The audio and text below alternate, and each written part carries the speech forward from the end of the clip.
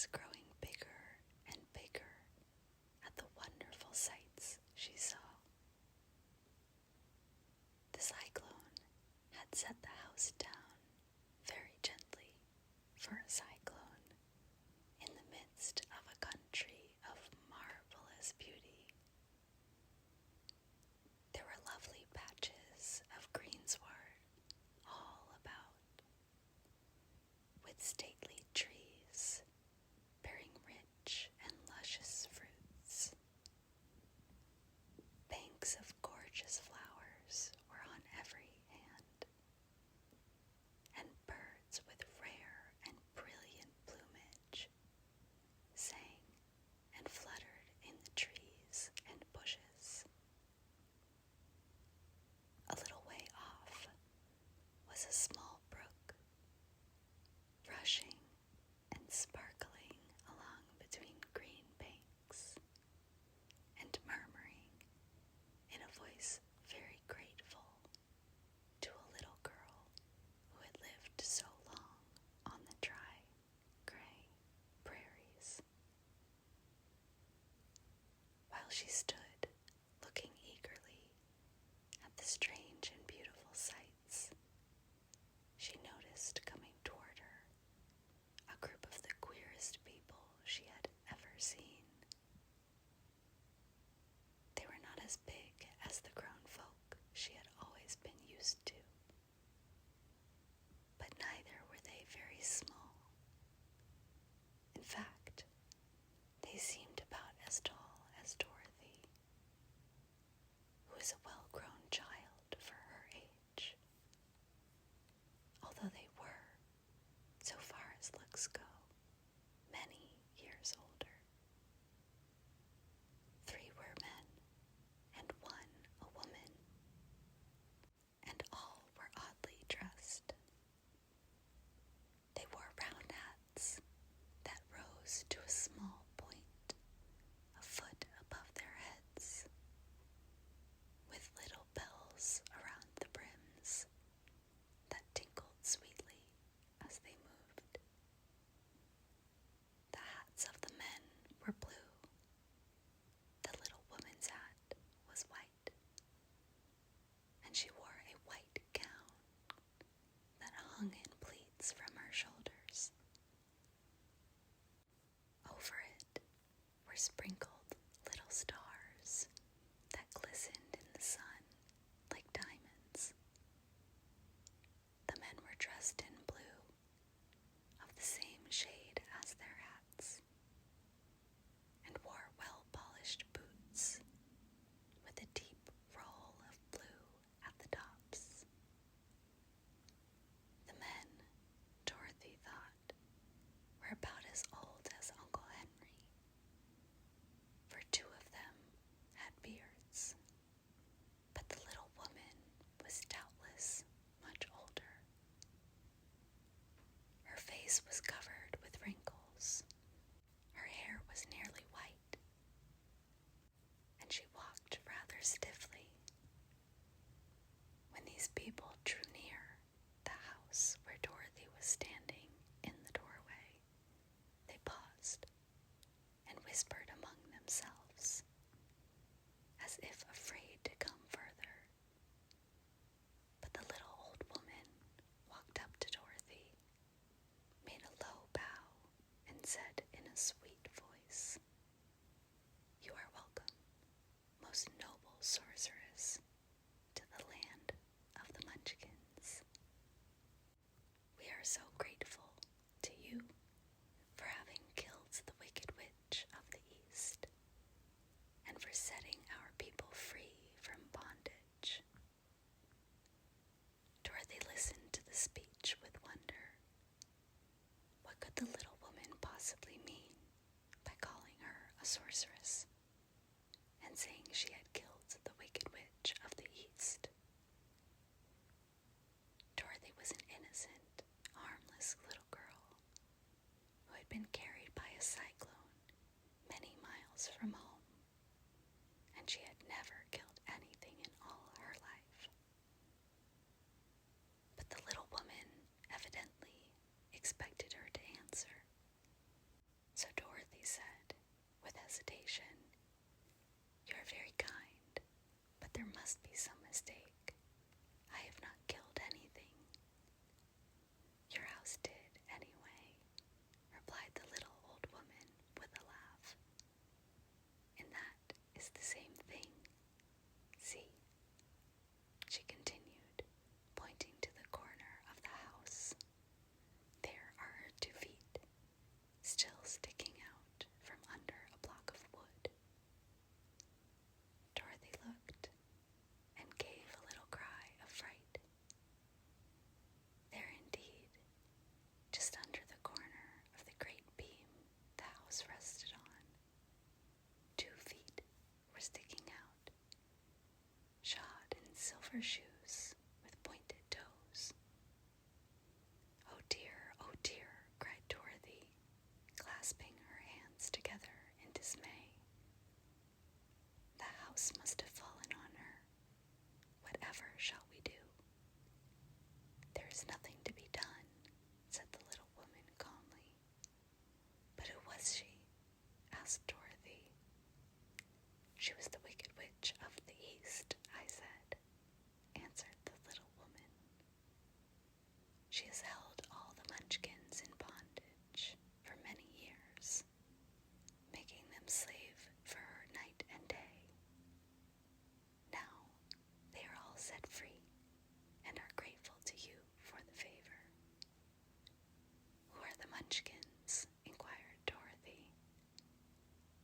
"They are the people who live in this land of the East, where the Wicked Witch ruled." "Are you a Munchkin?" asked Dorothy.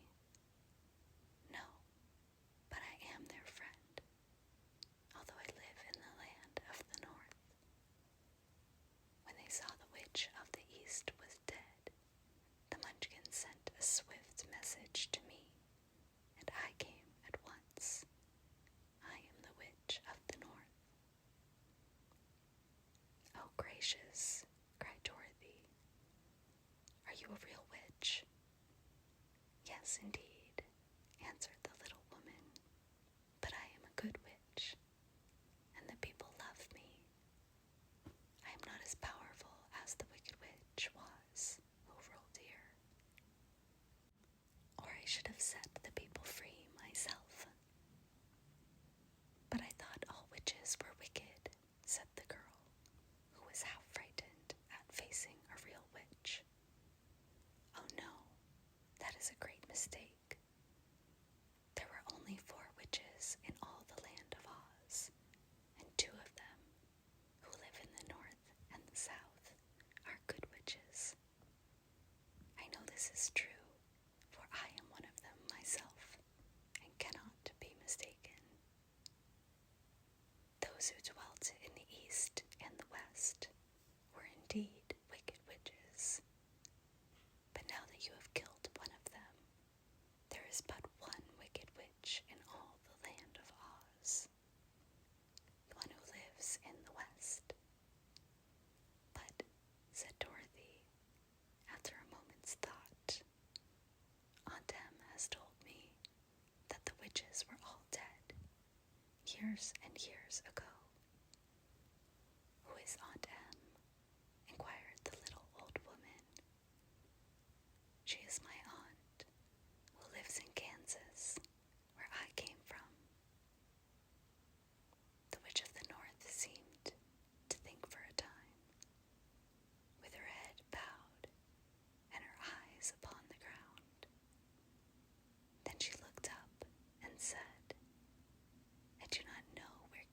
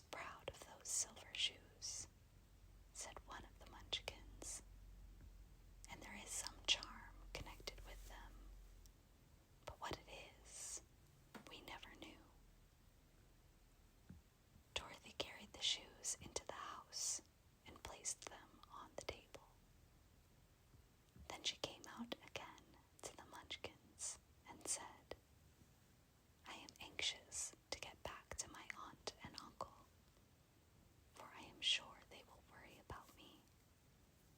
Can you help me find my way? The Munchkins and the witch first looked at one another, and then at Dorothy, and then shook their heads. At the east, not far from here, said one, there is a great desert, and none could live to cross it. It is the same at the south, said another, for I have been there and seen it. The south is the country of the Quadlings. I am told, said the third man, that it is the same at the west, and that country where the Winkies live is ruled by the wicked witch of the west, who would make you her slave if you passed her way. The north is my home, said the old lady, and at its edge is the same great desert that surrounds this land of Oz. I'm afraid, my dear, you will have to live with us. Dorothy began to sob at this, for she felt lonely among all these strange people. Her tears seemed to grieve the kind-hearted Munchkins, for they immediately took out their handkerchiefs and began to weep also. As for the little old woman, she took off her cap and balanced the point on the end of her nose while she counted 1, 2, 3 in a solemn voice. At once the cap changed to a slate on which was written in big white chalk marks, Let Dorothy go to the city of emeralds. The little old woman took the slate from her nose, and having read the words on it, asked, Is your name Dorothy, my dear? Yes, answered the child, looking up and drying her tears. Then you must go to the city of emeralds. Perhaps Oz will help you. Where is this city? Asked Dorothy. It is exactly in the center of the country, and is ruled by Oz, the great wizard I told you of. Is he a good man? Inquired the girl anxiously. He is a good wizard. Whether he is a man or not, I cannot tell, for I have never seen him. How can I get there? Asked Dorothy. You must walk. It is a long journey through a country that is sometimes pleasant and sometimes dark and terrible. However, I will use all the magic arts I know of to keep you from harm. Won't you go with me? Pleaded the girl, who had begun to look upon the little old woman as her only friend. No, I cannot do that, she replied, but I will give you my kiss, and no one will dare injure a person who has been kissed by the witch of the north. She came close to Dorothy and kissed her gently on the forehead. Where her lips touched the girl, they left a round, shining mark, as Dorothy found out soon after. The road to the city of emeralds is paved with yellow brick, said the witch, so you cannot miss it. When you get to Oz, do not be afraid of him, but tell your story,